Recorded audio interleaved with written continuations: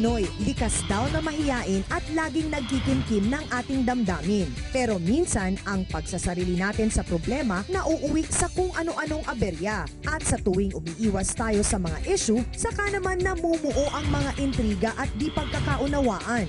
Kaya panahon na para basagin ang ating katahimikan. Dahil ang problema, pwedeng-pwede mong tawanan, pero hindi mo dapat talikuran. Kaya kung may problema, harapin mo, pag-usapan natin face to face.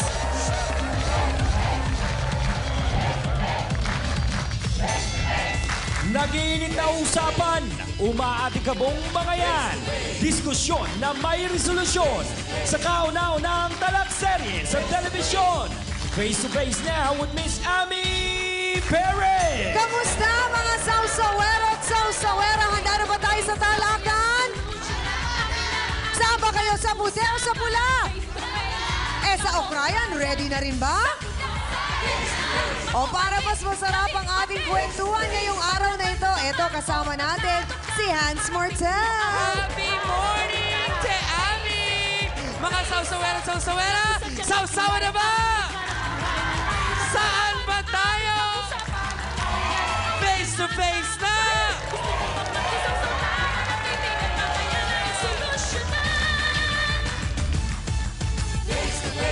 Sinong sisimango? Face to face. Sinong ngingiti? Face to face. Ang mga problema? Face to face. Huwag mong talikuran. Harapin mo face to face.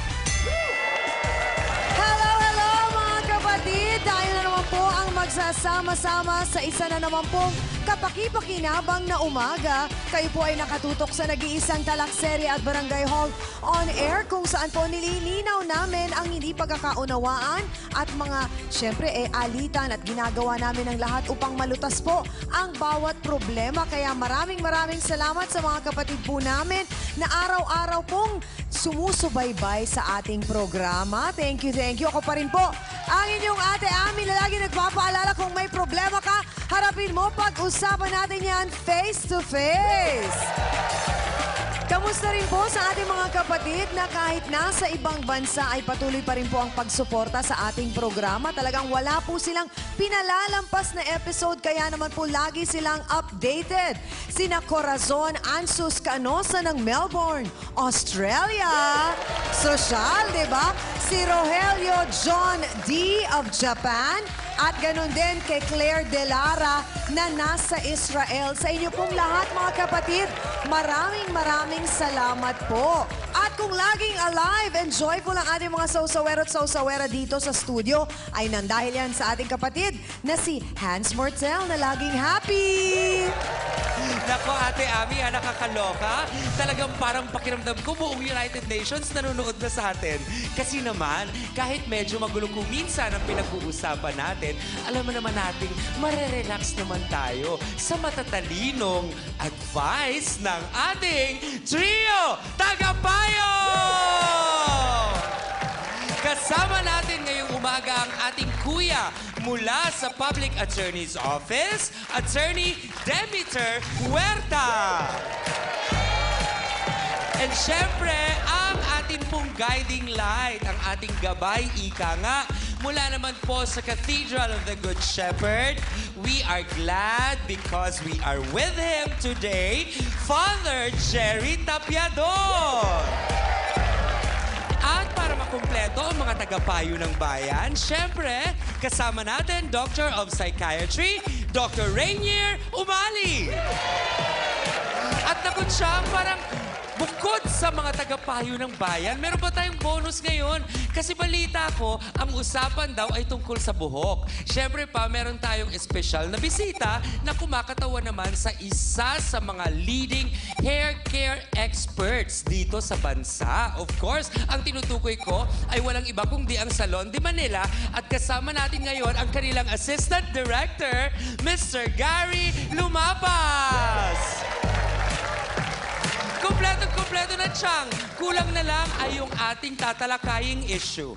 Hans, nabanggit mo yung salitang relax Aba, may koneksyon ang salitang yan sa ating issue dahil may isang tao na ang nais lang niya magpaganda at magpa-relax ng kanyang buhok pero parang kapalpakan yata ang kanyang inabot. Ano kaya ang nangyari mga ka-face-to-face? Yan po ang ating face-to-face issue of the day.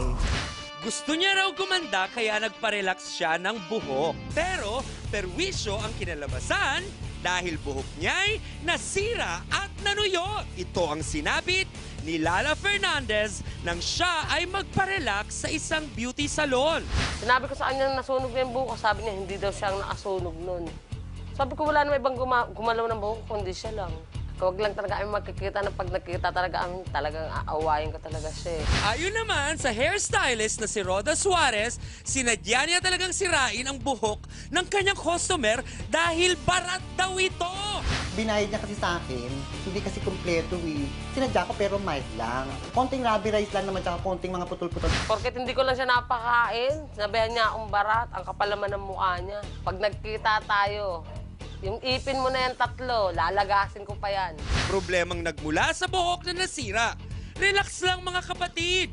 Susubukan nating ayusin ang gulong yan dito lang sa Face to Face. Mga ka-face-to-face, tawagin na po natin ang nagre-reklamo dahil sa kanyang buhok na na-damage daw mula sa kamay ng isang parlorista. Narito po si Lala Fernandez. Pasok!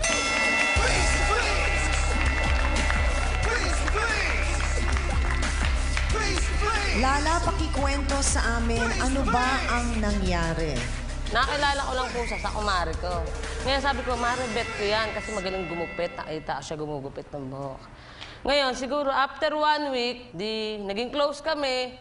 Nangutang sa akin ng 100. Yung 100 na inutang niya, may kasama pang meatloaf. Ah? Di ko pa siya gano'ng kilala nun, ha? Paano nangyaring may kasamang meatloaf? Dumiretso po siya ng kusina namin. Sabi niya, Mare, pati to, utangin ko, nasama mo na sa utang ko. Siya mismo nagsabi. Sino itong kaibigan? Si Roda. Si Roda. Okay. So after 1 week, parang close na ang dating ninyo. Totoo po yun. Ngayon po, nung nagkita ulit kami, after 1 week, nakita ko siya, siningil ko siya. Sabi ko, Mare, ano na, kunin ko na ang bayad mo. Sabi niya, Mare, wala pa akong pere. No-offer niya sa akin na, sige Mare, i-relax ko na lang yung buhok mo. Sabi ko, sige Mare, i-relax mo yung buhok ko, pero hindi pa ngayon. O sige, mag-aanak ako ng binyag, i-relax mo ako ng 17, April. Ngayon, sabi niya gano'n, o sige Mare, kulao dyan, deal tayo dyan. Okay. Di pagdating ng 17, relax na, okay na. Ngayon, sabi niya, Mare, may gunting ka ba dyan? Sabi niya, mapurol kasi yung gunting ko eh. Sabi ko, meron ako dito, galing sa Japan, bigay ng hipag ko. Nung pinahiram ko yung gunting, sabi ko, Mare, ilapag mo lang sa Dora box. Kinabukasan, sabi ko, mag-anak ako ng binyag. Di naligo ako. Pagligo ko, sabi ko, ba't ganito? Ano nangyari sa buko? Sabi ko gano'n. Ano nangyari? Buhaghag, nasunog, nagpuputol-putol. Sabi ko, patay, ano ba nangyari dito? Sabi ko gano'n. Tapos sabi ng asawa ko, May, ano yan? Sabi ko, ewan ko nga di, kung ano nangyari. So parang ang nangyari sa buhok mo parang nakuryente, gano'n, ang itsura? Opo, bruhang-bruha! Talaga, bruha talaga. Kinabukasan, kinompronta ko siya. Anong sabi ni Roda? Sabi niya gano'n, Mare, sunog na talaga yung buhok mo. Sabi ko, paano nasunog yun? Eh, ikaw lang ang humawak ng buhok ko. Sabi niya, bago ko manggalawin niya, sunog na yung buhok mo. Oh, talaga, sabi ko ganun. Tapos yun, nagkaroon po kami ng moran, tapos sinabihan niya makunat ako. 200 na binigay ko. Siyempre, may utang po siya sa akin. Talaga, ikakaltas ko yun. Tapos yung gunting, ninakaw niya pa. Ha? Oh. Paano mo naman nasabing ninakaw niya? Hindi ko po inilalabas yun. Bukod tang, siya lang po ang gumamit. At first time ko lang nilabas nung araw na yun. So nung kinausap mo siya pa ang galit? Yes. Nagmumura pa siya. Hindi raw siya magnanakaw. Kaya sorry siya, magnanakaw talaga siya. Gaano katotoo na yung asawa mo sumugod sa kanya? Hindi ko po alam yon. Nagulat na lang ako. Sinuntok po siya ng asawa ko. Kanino mo nalaman ang kwento na ito? Sa kapitbahay po namin na may sinuntok po yung asawa ko. Oh, eto na mga kapatid, nakita na natin ang pinarelax na buhok ni Lala na hindi naman po na-relax. At nalaman na rin natin ang kanyang daing. Ngayon naman po, sasagutin ng harapan ng inirereklamong beautician po ang apila ukol sa paninira niya daw sa buhok. Narito po, si Roda Suarez. Pasok!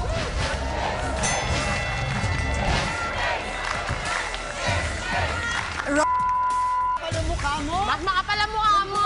Nang nagpagpahit O bakit? sa akin. Sandali. Bakit? Sandali lang. Ang kapal ang mukha mo. Pakinga, sandali. Sandali lamang po. Gusto mo sinira ko yung book mo. O, totoo naman ah. Saan ko tinatira na yan? Ang kapal ng mukha Ang mo. kapal ang mukha mo. Talagang dapat lang mangyari sa'yo yan eh. Kasi hindi ka nagbabayad sa akin ng kumpleto eh. Ano hindi nagbabayad? 350 naman, di ba? Tagamot mo. Sandali Tama lamang. mo ka patay gutom. Roda, sandali lang. Umupo ka lang muna. Hoy, ang gunting ko, tatlo-tatlo. Oh, kaya pala, ba't nangyari tayo ng gunting? Puro may mga kalawang. Sok! Ano ka? Katalin, yung dilata. Oh, totoo naman ah. May kalawang din nilagay. Hindi ka nalawag. Sandali lamang. Roda, lang. Hindi pa eh, Tita Ami. Sinapak ko lang asawa niya na. O ba, alam ko yun? Hindi na kayo Naiintindihan magaling-galing namin. na eh. Alam ko yun? Hindi ko alam yan, sorry. Hindi mo alam? Roda, Pagsasagulo ako. Roda, upo ka lang muna. Ang tigas ng mukha talaga ng babaeng to. Oh. Nako, alam mo kanina, nagsusumbong ka pa lang. Gigigil na ako sa Oh, lipuan. talaga lang ah. Roda, sandali lamang. Diretsahang tanong. Magbayad ka ng sapat para hindi ka magkaganyan. Diretsahang tanong, Roda. Totoo bang sinadya mong sirain ang buhok niya? Tinadya kong konti. Paano nakakapigat siya? Yung barat-barat niya. Narinig po ninyo, sinadya daw niya ng konti. Malalaman natin ang paliwanag ni Roda tungkol dyan sa pagbabalik po ng Face to Face. Ay, ikaw din. Baboy ka talaga. Baboy, Oh, baboy, talaga? baboy. Baboy ka! Pag talikuran, harapin mo, face to face. Kayo po ay nakatutok dito sa Face to Face at ating pong nalaman kanina ang panig ni Lala na nagrereklamo nga siya dahil nasira yung kanyang buhok na pinarelax niya. Ngayon naman, narinig natin kanina bago po tayo nag-break, talagang inaamin ni Roda na sinadya mo ng konti. Konti. Bakit? Ang barat-barat din nakakapikon dyan. Yung Ate Ami, hindi siya marunong tumupad sa usapan. Ang Ano usapan ba ang namin yun eh. usapan ninyo? Babayaran niya ako ng sakto ng 300. Okay. 350. Pagkatapos ngayon, di binili ko yung gamot, nasa 200 plus. Paano ko ngayon? Abuno pa ako, ikakainin ko. Magkatanghalian na nga nung dumating, nung matatapos. Eh, may utang Saan nga sa parlor ka akin eh. nagtatrabaho, Roda? Pati meatloaf nga, kinuha mo pa sa kusina namin. Ang kapal ang Sandali mukha. lang. Alamin lang muna natin, saang parlor ka nagtatrabaho, Roda? Yung meatloaf mo, hindi ko nakain. Kapal ang apog nito ah. O, sige. Ay! Lero. O, bakit? Ka na. Pasalamat ka. May suot pa akong ting. Hindi inaalala ko may mga... Naku, Sandali lamang, Roda. Tinatanong kita, gaano ka nakatagal sa trabahong panggugupit? Nag-umpisa po ako, ano lang eh. 16 years old po ako eh. Okay. Nag-aral ka? 39 na po ako ngayon, opo. Okay. Matagal ka na Tsura mo? nagtatrabaho. Matagal na po. So, ikaw ay eksperyensado na, kumbaga, pagdating sa larangan Professional na. na, Professional 39 pa na naman ako eh. nanununog ng buhok. Bago pa man din ninyo hawakan ng buhok niya, ay sira na daw. Yun ang sabi ninyo. Gaano po yun katotoo? Oo, tira na po talaga. May Paano mga... sira? Mukhang maraming beses nakarelax, hindi muna pinahinga yung buhok niya. Pasalamat nga pa nga, naayos-ayos ko pa nga yun eh. So talagang inaamin mo na medyo dinagdagan mo ng konti. Pinagda ko dahil kasi may pagkakamali Pero siya. ang sabi nila na may usapan kayo. Anong usapan namin? Wala kang sinabi sa akin ng usapan namin. Oh. Sinungaling! Bakla na, sinungaling pa! Kasi nga daw may utang ka na 100. Baboy, hindi natin usapan. Baboy ako, ano ka pa sa lupang ito, no? Ay, ikaw din. Baboy ka talaga, baboy, Oh, baboy, talaga? baboy. Baboy ka! Sandali lang! Kabayo! Sinungaling ka! Baboy! Oh? Oh, talaga? Dali lang, Roda. Buka mo! B1, B2, dyan na lamang kayo. Ha? Nakakala ko nito. Kalalaki mong tao, pumapatol ka sa babae! Talaga lang, papakapit ko. Mali ka eh. Sandali lang, Roda. May nangyari na yung asawa niya, pinuntahan Sinuntok ka ako. dahil sa sobrang galit. Anong nangyari nun? Sinuntok ako. Kinausap ka? Eh, ginawa mo bro eh. Kaya suntukin ka ng asawa ko, no? Diretso na ako sinuntok kasi nagsumbong siya. Samantalang dapat hindi pa... Anong ginawa mong paliwanag? Hindi na ako nakipagpaliwanag, nasaktan ako eh. Tsaka nakatuwakbo na lang ako eh. Alam ko ba na sinuntok ka ng asawa ko? Sino makapalang mo, Sandali lang. Sandali lang. B1, B2, pakihawakan mabuti. Sandali lang. Kumalma lang tayo. Bibintang-bintang siya. Ang gunting niya, bulok na, may kalawang pa. Bibintang sa akin ang gunting ko. Alma ka lang, ako ba ang naghihintay sa'yo? Katalo mo pa sa kasama ko. Ang gunting ko, ang ganda puro imported. Yung ka ba akong naghihintay Diretsa sa'yo? ang Roda, diretsa ang tanong. Ninakaw mo ba ang gunting ni Lala? Ba't ko lalakawin yung gunting niya, Tita Ami? Ito gunting ko, imported pa. Tatlo naman daw pala ang gunting niya. Kaya pala nanghiram sa akin, Mare, may gunting ka dyan, mapupuro lang gunting ko. Attorney, dito po ba sa atin sa Pilipinas, meron po bang batas na nagsasaad na kapag ka ganitong may serbisyo, hindi maganda ang naibigay na serbisyo, pwedeng idemanda? Pwedeng managot si Roda dun sa danyos na natamo ni Lala. Sinabi rin niya kanina na inamin niya na sinadya niya talagang sirain yung kanyang bimbuhok ni Lala. So, pwede siyang masampahan ng kasong unjust vexation. Doon naman po sa puntong nirereklamo ni Roda na siya naman po ay sinaktan ng asawa ni Lala. Ano po naman ang kasong maaari niyang ihabla doon? Ang pananakit kay Roda o kay Roderick, hindi tama yon. Dahil yun ay mahigpit na pinagbabawal ng ating batas sa Revised Penal Code under Article 266, yung slight physical injuries na hindi dapat saktan siya. Maraming pong salamat, Attorney. Hans, sa puntong ito, gusto naman natin tanungin siyempre ang Assistant Director ng Salon de Manila na si Mr. Gary Lumapas bilang siya po ay eksperto sa pag-alaga ng mga buhok ng ilang mga sikat na mga artista. Yung proseso ba, Sir Gary, ng pagpaparelax ng buhok, baka pwede mo kaming bigyan ng konting tips. Ang kailangan kasi malaman ng mga taong nagpaparelax o nagpapareband or kaya yung bagong tinatawag ngayon na permanent blow dry, dapat tingnan nila yung knotting, yung pag-ikot ng buhok at paghibla. Na pag na-stretch siya, pag yan hindi mo na mahihila at talagang stretch na, ibig sabihin nun, ready na yung buhok para i-rinse. So nagkaroon dito ng problema sa timing, nagkaroon ng pag-analyze kung anong dapat ang ilagay, kung previously colored o virgin hair. Doon pa lang sa pag-atake doon, dapat alam na ng hairdresser at saka nung customer or yung client ang pahahantungan. Maraming salamat, Gary, para sa napakagandang impormasyon na yan. Ating mga sausawero at sausawera, Hans, handa na bang bumoto sa puntong ito? Sa palagay ko, Chang, medyo na relax na sila at makakaboto na sila wisely, kumbaga. So, mga kapatid, tayo ay sa puti kung pabor tayo sa side ni Lala. Pula naman kung tayo ay pumapanig kay Ate Roda. Ready na? Boto na!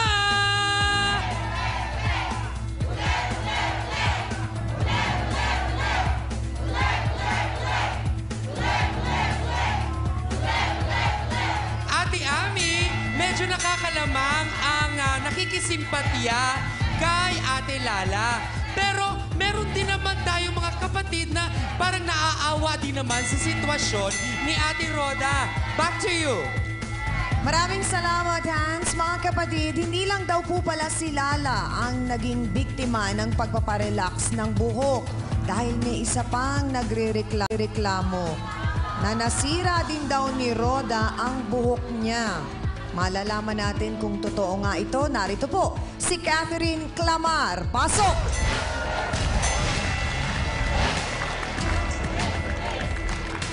Catherine, totoo ba o hindi na nasira ni Roda ang iyong buhok?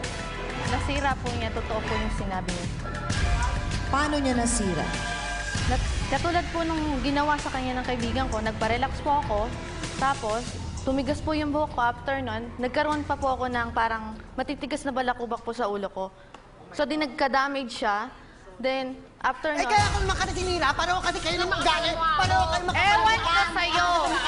Sandali lang. Mga kapatid, kasing init po ng hot oil treatment ang usapang ito. Magbabalik po ang face-to-face. Diyan lamang kayo. Roda, sandali lamang.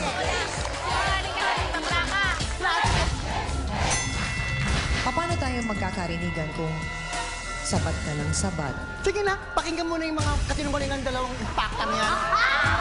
Tama, wala talagang pinag-aralan.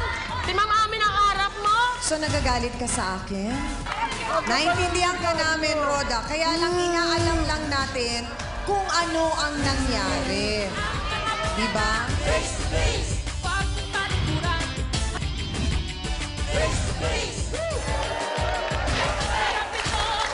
Kami po ay nagbabalik sa face-to-face at tuloy-tuloy pa rin po ang ating usapan tungkol sa buhok na nasira, na damage ng dahil sa pagpaparelax. Bibigyan kita ng pagkakataon, Roda, ngayon para magpaliwanag naman sa nangyari sa buhok ni Catherine. Bakit din nasira?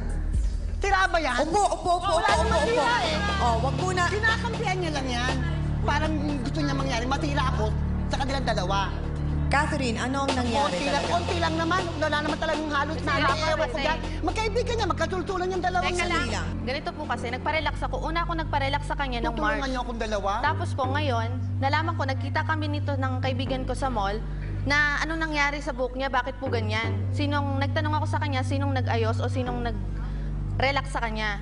Nagulat po kami na hindi namin Isang alam na tao. isang tao lang ang gumawa sa buhok namin. So, Catherine, ang nangyari sa buhok mo, nasira, nagkaroon ng dandruff, Mamaya, ano? makita mo yung buhok Masakit. ng ano, Masakit. nakasama ko. Sandali lamang, Roda. Roda, sandali lang. Paano tayo magkakarinigan kung sabat ka ng sabat? Sige na, pakinggan mo na yung mga kasinungalingan ng dalawang impaktang yan. Tama, wala talagang pinag-aralan.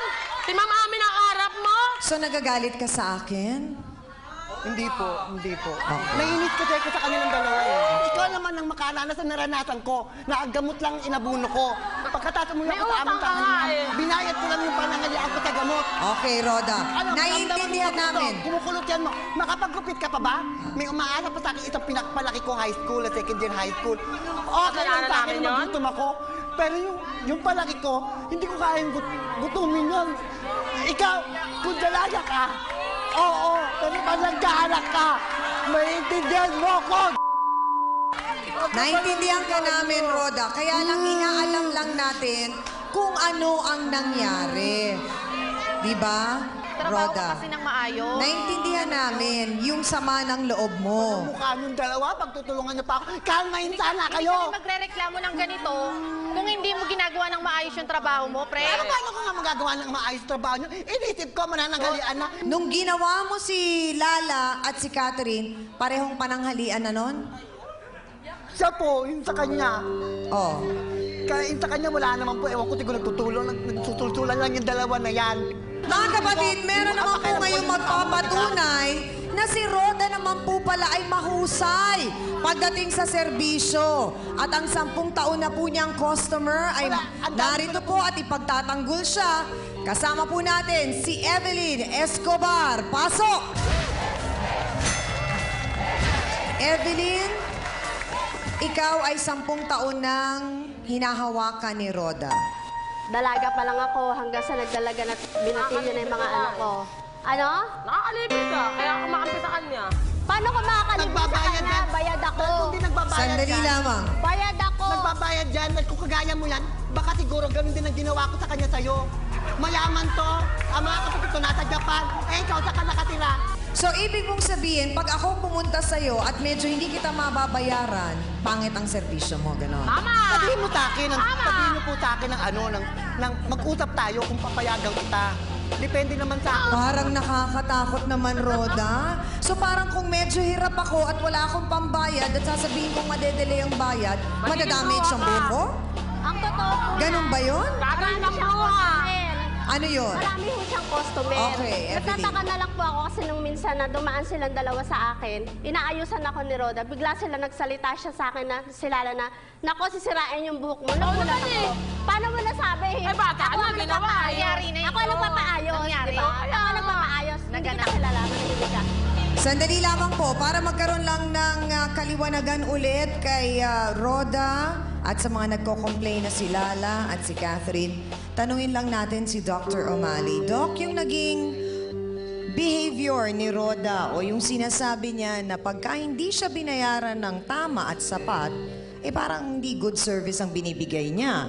Pero yung pag nagbayad sa kanya ng maayos, good service. Bakit po ganon? Hindi po ba dapat sa larangan ng serbisyo, pantay-pantay? Opo. Paano kayo pa siya inoobserbahan? Ang pagkatao niya, yung personalidad na sinasabi, borderline personality. Ang borderline personality na tao, magagalitin yan, palamura. And second, I can feel na, may border, manic depressive. No? Ang isang taong si Roda. Si Roda. Okay or bipolar na tinatawag ngayon. Ang bipolar... Ano po yung bipolar pag sinabi It is a mental condition na. Pag nagsalita yan, Tapos ako ng college. Hindi ka nakasingit. Kaya na-observe mo, kaya makikita mo, he dominates the conversation. Halos hirap na hirap kang pumasok. That is pressure of speech on his side. Titira yan at titira. Wala yung pakihinggan ko hindi sarili. Maraming pong salamat, Doc. Roda, hindi naman namin sa sinasabi na ikaw ay may diferensya. Ipinaliliwanag lang ni Dr. O'Malley na yung nangyayari, yung nagiging behavior mo ba sa sitwasyon, parang mainit ka dahil masyado kang aggressive. So, parang pinaliliwanag lang niya na parang nagiging sala sa init, sala sa lamig. Parang ganun lang. Inaamin ko naman may pagkasala sa lamig ako at kasala ko sa init. Pero marunong ako mag-balance ng talagang mangyayari sa akin. Sa kanya lang ako hindi nakapagtimpi. Kasi nga doon, mayroon akong pinuhunan eh. Tapos wala akong nabawi eh. So, ang ibig mong sabihin, yun ang talagang dahilan kung bakit galit na galit ka kay Lala? Nagalit. Yun ang dahilan, kaya ako nagalit. Saka yung isa pa yung pinagbintangan niya ako na pati yung gunting niya. Totoo naman eh. Samantalang, andyan pa nga, dala ko ngayon sa studio, hindi lang nila pinadala sa akin eh. Hans, last round na ng botohan. Ano ba ang boto ng Sausawero at Sausawera? Okay, mga kapatid, narinig na natin ang mga paliwanag ng bawat panig, ang mga eksplanasyon ng ating mga eksperto. Kaya dapat wise ang boto. Pula ba tayo o puti ngayong araw na ito? Mag-decide na, boto na!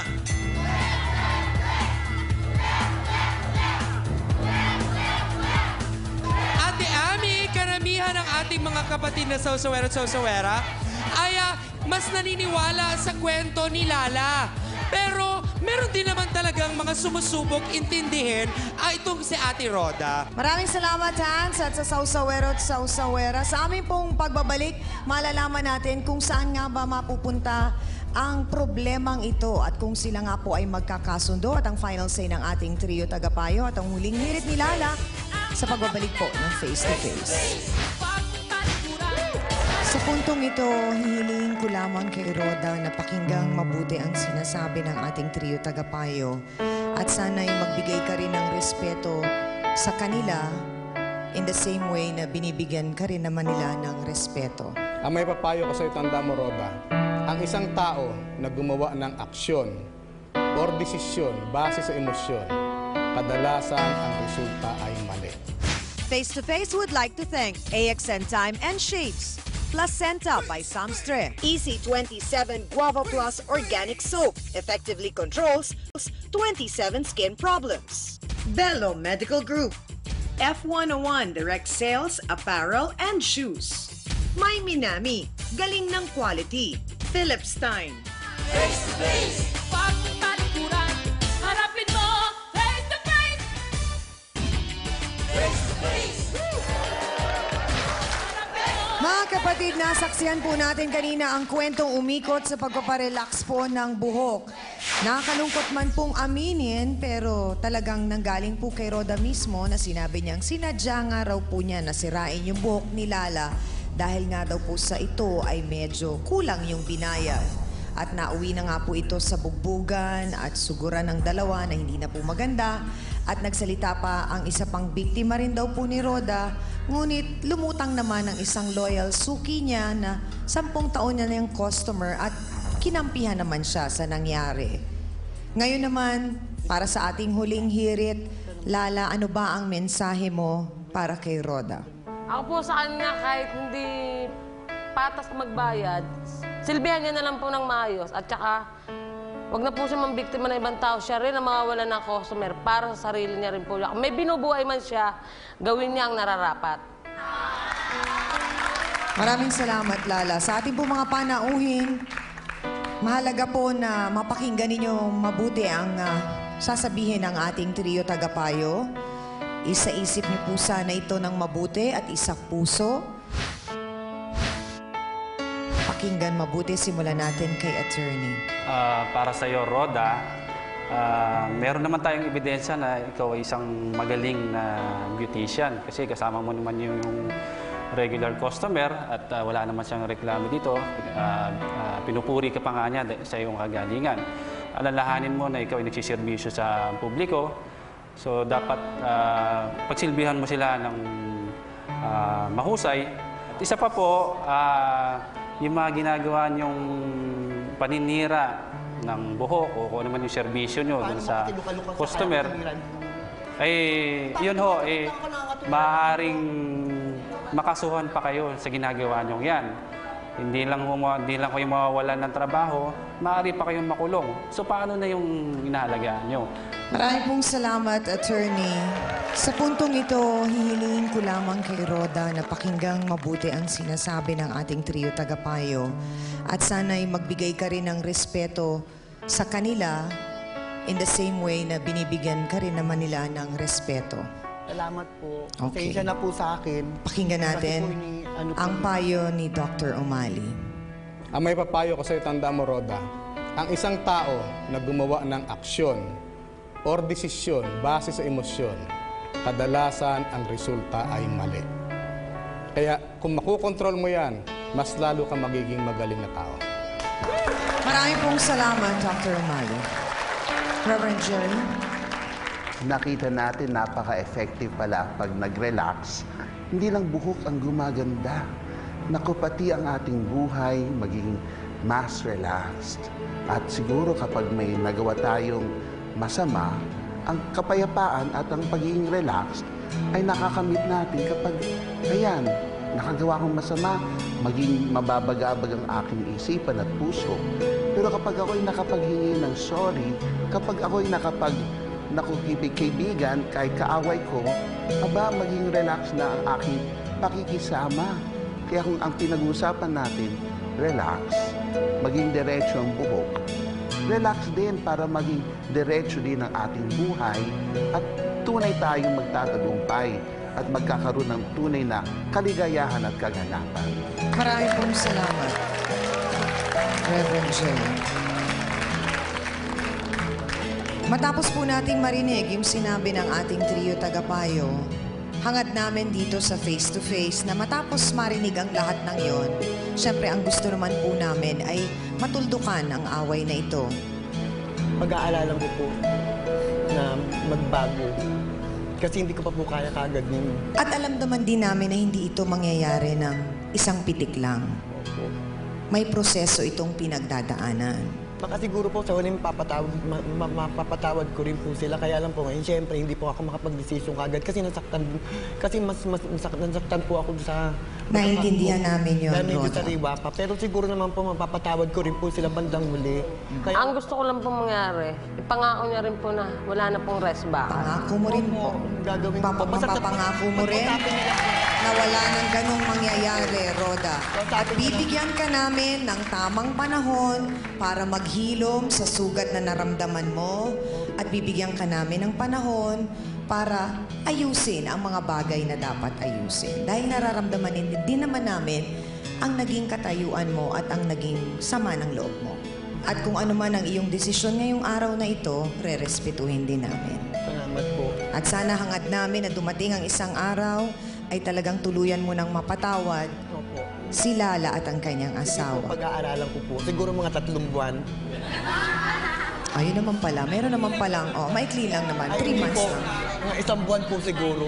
Okay, umikli pa lalo. 1 buwan na lang. Okay. Mabait si Roda. Maraming salamat. 1 buwan na lang.